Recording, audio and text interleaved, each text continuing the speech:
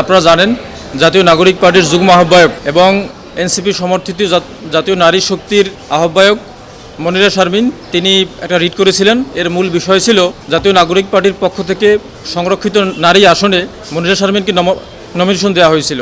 সেই নমিনেশন দেওয়ার পরবর্তীতে তিনি বাংলাদেশ কৃষি ব্যাংকে চাকরি করতেন, এই মর্মে তার নমিনেশন পত্রটি বাতিল করে দেওয়া হয়। সেই বাতিলের বিরুদ্ধে তিনি আবেদন করেছেন। সেখানেও ইলেকশন কমিশন তার নমিনেশন পত্রটি আপিলেও বাতিল বহাল রেখেছিল। তার প্রেক্ষিতে আমরা বাংলাদেশ সুপ্রিম কোর্ট হাইকোর্ট ডিভিশনে রিট দায়ের করি। সেই রিটে আজকে রুল জারি করেছেন। এখানে আমাদের মূল আর্গুমেন্ট ছিল যে আরপিও অনুযায়ী মনিরা শারমিন এখানে একজন বৈধ প্রার্থী। কারণ হলো আরপিওতে বলা আছে যে যদি কেউ রিজাইন করে এবং যদি কেউ রিটায়ার্ড হয় তারপরে 3 বছর অতিবাহিত না হলে তাহলে তিনি এমপি হিসেবে নমিনেশন পত্র সাবমিট করতে পারেন না। কিন্তু মনিরা শারমিন এখানে নিয়ম অনুযায়ী এবং আপনার কৃষি ব্যাংকের বিধি অনুযায়ী তিনি 3 মাসের বেতন জমা দিয়ে তার সার্ভিস টার্মিনেট করেছেন। সুতরাং মনিরা শারমিনের পক্ষ থেকে তার চাকরিতে ইস্তফা দেয়া 3 মাসের বেতন জমা দিয়ে সেটা আরপিওর ওই বিধানের আওতায় আসে না। সুতরাং তিনি আজকে যে রুল জারি করেছেন মহামান্য সুপ্রিম কোর্ট হাইকোর্ট ডিভিশন, এই রুল জারিতে এই বিষয়টি নিষ্পত্তি হবে যে তার রিটায়ারমেন্ট, তার যে রেজিগনেশন যেটা ছিল সেটা আসলে টার্মিনেশন হবে এবং নির্বাচন কমিশন বেআইনিভাবে তার নমিনেশন পত্র বাতিল করেছেন। এবং এখানে মূল আইনের যে বিষয়টা সুপ্রিম কোর্টকে আমরা দেখাতে সক্ষম হয়েছি, হাইকোর্ট ডিভিশনকে, যে মনিরা শারমিনের যে পদত্যাগপত্রটি ছিল সেটা আসলে একটা টার্মিনেশন ছিল, সেটা সরাসরি একজন এমপ্লয়ির পক্ষ থেকে এবং এইটা আরপিওর সেই বিধিনিষেধের মধ্যে পড়ে না। সুতরাং মনিরা শারমিন একজন বৈধ প্রার্থী এবং এই নির্বাচন কমিশন অবৈধভাবে তার নমিনেশন পত্রটি বাতিল করে একটা বেআইনি কাজ করেছে এবং তাকে এমপি হিসাবে শপথ নেওয়া থেকে তাকে বারিত করেছে। এই জন্য আমরা আজকে রুল জারি করেছে। এই রুল নিষ্পত্তি হলে পরবর্তীতে সিদ্ধান্ত সুপ্রিম কোর্ট দিবেন এই বিষয়ে কী সিদ্ধান্ত হবে। আমার আইনজীবী জনাব মুজাহিদুল ইসলাম শাহিন উনি বললেন আইনের দিকটা।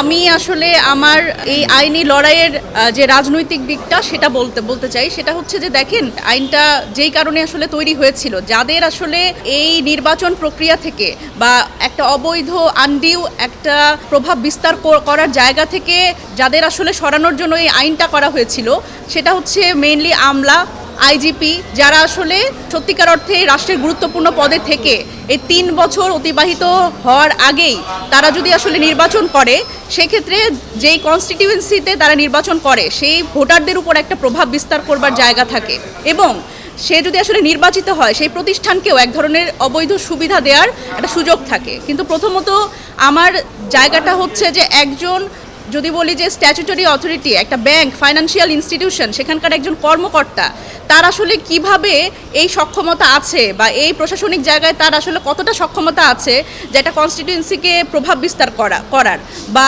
কোনো একটি প্রতিষ্ঠানকে একটা অবৈধ সুবিধা দেওয়া। সুতরাং এবং এখানে সংরক্ষিত নারী আসনের ক্ষেত্রে এটি আরও অসম্ভব, কারণ এখানে সংরক্ষিত নারী আসনের যারা প্রার্থীরা থাকে তাদের কোনো কনস্টিটিউয়েন্সি থাকে না, আপনারা জানেন, এবং তাদের যারা ভোটার তারা হচ্ছে 300 আসনের যারা সাংসদ তারা।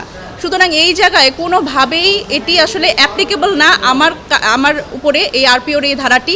এবং আমার মনে হয় যে এই ধারাটি আসলে আরও স্পষ্ট হওয়ার জায়গা রাখে, কারণ পৃথিবীর কোনো দেশেই এরকম একটা অস্পষ্ট ধারা নাই যেখানে আসলে যারা তরুণরা যারা রাজনীতিতে আসবে, আমরা বলছি 5 আগস্ট পরবর্তী সময় আপনারা জানেন আমরা সবাই বলছি তরুণদের রাজনীতিতে আসতে হবে। এখন এই সরকারি চাকরি বা স্বায়ত্তশাসিত প্রতিষ্ঠানের নাম করে আসলে যারা সত্যিকার অর্থেই খুব নিরীহ কোনো যেই জায়গাগুলো আছে, ধরেন একজন প্রাইমারি স্কুল শিক্ষক বা ধরেন একজন সাধারণ ব্যাংক কর্মকর্তা, তারা যদি আসলে এই 3 বছরের বারের কারণে তারা যদি নিজের ক্যারিয়ার স্যাক্রিফাইস করে এসেও জনগণের সেবায় রাজনীতি করতে আসে বা নির্বাচন করতে চায়, সেক্ষেত্রে কিন্তু এই যে ধারাটা এটি কিন্তু রাজনৈতিক ক্ষমতায়নে এবং একজন নাগরিকের রাজনৈতিক অংশগ্রহণকে একটা প্রশ্নবিদ্ধ জায়গায় করে তোলে এবং এই জায়গাটা আমার মনে হয় যে রাজনৈতিক ক্ষমতায়নের ক্ষেত্রে নারী পুরুষ সবার জন্যই আসলে এটি একটা বাধা। এবং দেখেন, আমি যদি বলি যে এই ফাইন্যান্সিয়াল ইনস্টিটিউশন এটা যদি বাংলাদেশ কৃষি ব্যাংক না হয়ে অন্য যে কোনো বেসরকারি ব্যাংক হতো, সেখানে কিন্তু তার কোনো এই বারটা নাই, অথচ আমাদের কিন্তু জব ডেসক্রিপশন সেম, আমরা কাজ একই করি।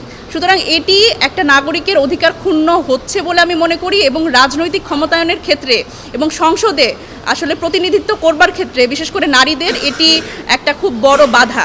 আর আমরা বলছি যে শিক্ষিত মানুষ রাজনীতিতে আসতে হবে, না আসলে রাজনীতির যে বস্তাপচা রাজনীতির চেহারা এটা পরিবর্তন হবে না। তাহলে শিক্ষিত মানুষ যদি নিজের ক্যারিয়ার স্যাক্রিফাইস করে এই রাজনীতিতে আসতে চায়, সেক্ষেত্রে তাকে যদি এই ধরনের কালো আইন দিয়ে বাধা তৈরি করে রাখা হয়, সেটা কিন্তু আমাদের এই নতুন যে বাংলাদেশের কথা আমরা বলছি, রাজনৈতিক সংস্কৃতির যে পরিবর্তনের কথা বলছি, সেখানে একটা বড় প্রশ্নবোধক জায়গা যে আমরা সেটা কিভাবে বাস্তবায়ন করতে পারবো।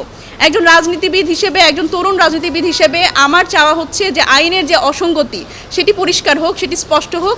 আমি মহামান্য হাইকোর্টের প্রতি এই আবেদনই আমার আইনজীবীর পক্ষ থেকে জানাবো যে এই আইনের ধারাটি স্পষ্ট হওয়া দরকার। এখানে লড়াইটা শুধুমাত্র আমার একলার না।